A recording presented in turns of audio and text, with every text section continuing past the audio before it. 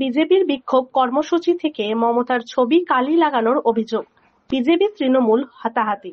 বিজেপির জেলা সভাপতি ধ্রুব সাহাকে চ্যাংদোলা করে আনা হলো সিউড়িতে। বীরভূম সিউড়ি। বিজেপির তিলপাড়া ব্যারেজে ফাটলের প্রতিবাদে বিজেপির তৃণমূল সংঘর্ষ। ধুন্ধুমার কাণ্ড সিউড়িতে। বিজেপির অভিযোগ তৃণমূলের লোকজন তাদেরকে আক্রমণ করছেন। ঘটনা হলো এদিন বিজেপির পক্ষ থেকে তিলপাড়া ব্যারেজ ভেঙে যাওয়ার প্রতিবাদে সিউড়িতে বিক্ষোভ কর্মসূচি ছিল। সেই কারণেই শহর কার্যালয় থেকে মিছিল শুরু হয়। সেই মিছিল প্রশাসন ভবনের কাছে এসে মুখ্যমন্ত্রী মমতা বন্দ্যোপাধ্যায়ের ছবিতে কালি দিয়ে দেয়। তারপরেই প্রশাসন ভবন মোড়ে এসে অবরোধ করে। অভিযোগ, সেই সময় তৃণমূল সিউড়ি পুরসভার চেয়ারম্যান নেতৃত্বে লোকজন আসে ওই বিজেপির বিক্ষোভের জায়গায়। সেখানেই দুপক্ষের মধ্যে ধস্তাধস্তি লেগে যায়। দুপক্ষের মধ্যে অশান্তি বাধে। পরিস্থিতি সামাল দিতে বিশাল পুলিশ বাহিনী ঘটনাস্থলে যায়। পুলিশের পক্ষ থেকে বিজেপির কর্মীদের আটক করা হয়। বীরভূমের সিউড়ির তিলপাড়া ব্যারেজে গতকালকে আমরা লক্ষ্য করি যে ফাটল লক্ষ্য করা যায়। সেই ফাটলকে কেন্দ্র করে দেখা যায় বিজেপির পক্ষ থেকে আজকে প্রতিবাদ কর্মসূচি করা হয় বীরভূমের সিউড়িতে। এবং সিউড়িতে প্রশাসনিক দপ্তরের কাছে যে মিছিল, অর্থাৎ প্রতিবাদ মিছিল যখন আসছিল, সেই প্রতিবাদ মিছিল আসার সময় যখন প্রশাসনিক ভবনের কাছে এই প্রতিবাদ মিছিল এসে পৌঁছায় বিজেপির, তখনই যে সিউড়ি পৌরসভার যিনি চেয়ারম্যান রয়েছেন উজ্জ্বল চ্যাটার্জি এবং উজ্জ্বল চ্যাটার্জি কিছু লোকজন সেই বিজেপি কর্মীদেরকে ধরে। কেন ধরে? কারণ তৃণমূলের অভিযোগ যে বিজেপির নেতাকর্মীরা মুখ্যমন্ত্রী মমতা বন্দ্যোপাধ্যায়ের যে হোর্ডিংগুলো লাগানো রয়েছে প্রশাসনিক ভবনে, সেই হোর্ডিংয়ে কালিমা লিপ্ত করে। অর্থাৎ মমতা বন্দ্যোপাধ্যায়ের যে ছবি থেকে শুরু করে মমতা বন্দ্যোপাধ্যায়ের যে হোর্ডিং, সেই হোর্ডিংগুলোতে কালি লাগিয়ে দেয় বিজেপি কর্মীরা। এবং তারই পরিপ্রেক্ষিতে তৃণমূলের কর্মীরা তখন তাদেরকে বিক্ষোভ দেখাতে শুরু করে, বাধা দিতে শুরু করে। এবং এই বাধা দেওয়ার সময়ই হস্তাহস্তি শুরু হয় বিজেপি এবং তৃণমূল কর্মী সমর্থকদের মধ্যে। এবং এই প্রশাসনিক যে ভবন, সেই প্রশাসনিক ভবনের সামনেই এই ধস্তাধস্তি শুরু হয় বিজেপি এবং তৃণমূলের মধ্যে। এবং ধস্তাধস্তি এতটা পরিমাণে পৌঁছায়, পরিস্থিতি পুলিশ এসে নিয়ন্ত্রণে নিয়ে আসে। পুলিশ যখন পরিস্থিতি নিয়ন্ত্রণে আসে, পুলিশের পক্ষ থেকেও একটা বাতানুবাদ সৃষ্টি হয় বিজেপি নেতাকর্মীদের সঙ্গে। এবং তারপরেই লক্ষ্য করা যায় কি, যে বিজেপি নেতাকর্মীদের সঙ্গে পুলিশের যে বাকবিতণ্ডা, সেই বাকবিতণ্ডা এমন পর্যায়ে যায় যে পুলিশের পক্ষ থেকে বিজেপি কর্মীদেরকে আটক করা হয়। এবং আটক করার পরে বিজেপির যে জেলা সভাপতি ধ্রুব সাহা এবং তারই নেতৃত্বে এই বিক্ষোভ মিছিল হয়। এবং বিজেপির যে সভাপতি ধ্রুব সাহা, এবং তাকে দেখা যায় যে তাকে চ্যাংদোলা করে পুলিশ নিয়ে যাওয়ার, কোথায় নিয়ে গেছে না, সিউড়ি থানায়। এবং সিউড়ি থানায় নিয়ে যাওয়ার পরেই তারপর পরিস্থিতি স্বাভাবিক হয়। এবং এই মুহূর্তে যেটা পুলিশ সূত্রে আমরা জানতে পারছি, এখন পরিস্থিতি অনেকটাই নিয়ন্ত্রণে আছে। এখনও পর্যন্ত পুলিশ মোতায়েন রয়েছে এলাকায়।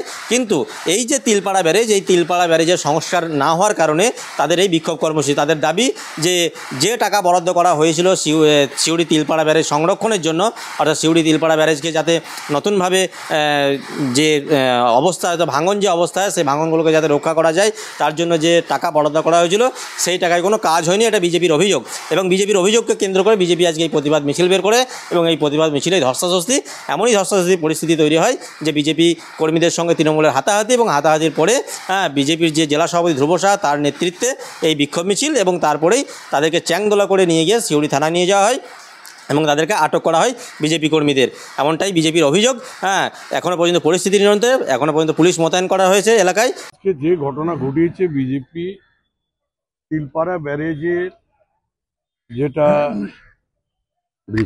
ব্রিজ নিয়ে, এখানে ডেপুটেশন, রাস্তা অবরোধ, সঙ্গে সঙ্গে মাননীয় মুখ্যমন্ত্রীর বিভিন্ন প্রকল্পের ওখানে সব ছবি দেওয়া আছে পৌরসভার পক্ষ থেকে, আমার বিধায়কের তরফ থেকে। সেখানে সব একে একে পরিকল্পনা মাফিক কালি, স্প্রে কালি নিয়ে এসে তারা সবটাই মুখ্যমন্ত্রীর মুখে এবং ছবিতে লাগিয়েছে। এই ঘটনা নোংরা রাজনীতি বিজেপি এটা করেছে। আজকে আমাদের প্রশ্ন হচ্ছে আলাদা। আমাদের প্রশ্ন হচ্ছে, আমি এসপি সাহেবের কাছে আমরা এই প্রশ্ন করেছি, আপনি এখানে আছেন, আপনার এই অফিস থেকে মাত্র 200 মিটার দূরে এই ঘটনায় কেন ঘটলো আপনি দায়িত্ব এড়িয়ে যেতে পারেন না।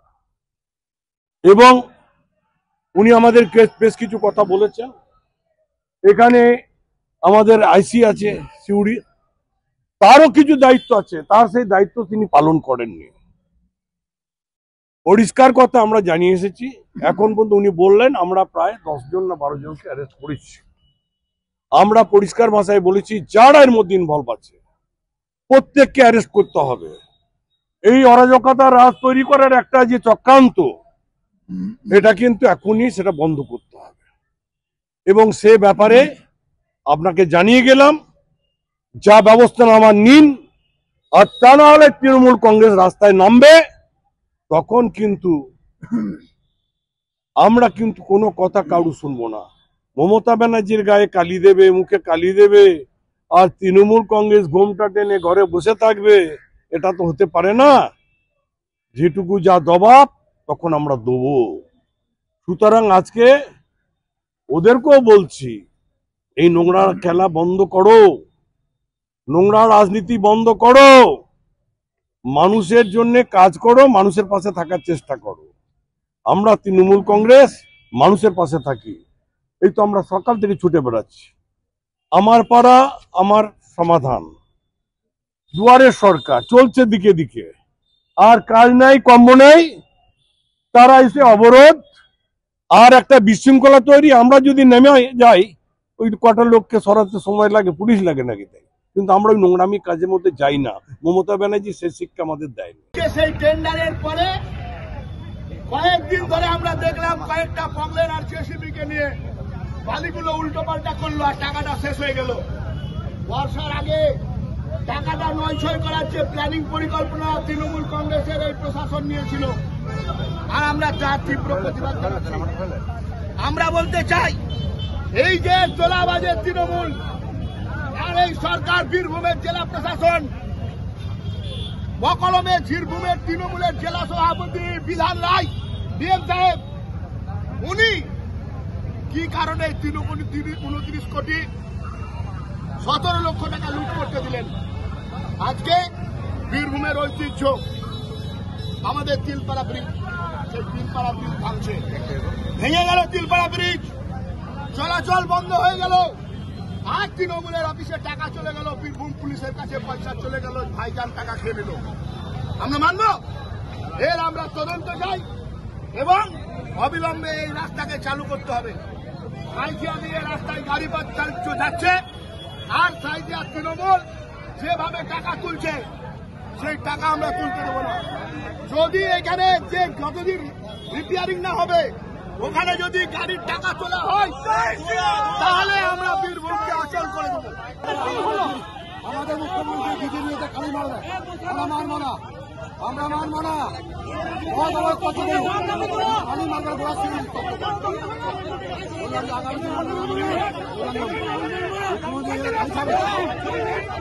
পুরো পরিস্থিতি এই মুহূর্তে নিয়ন্ত্রণে রয়েছে। তবে আগামী দিনে এই তিলপাড়া ব্যারেজ নিয়ে বিজেপির আর কোনো কর্মসূচি থাকে কিনা, সেটা এখন সবথেকে বড় দেখার বিষয়।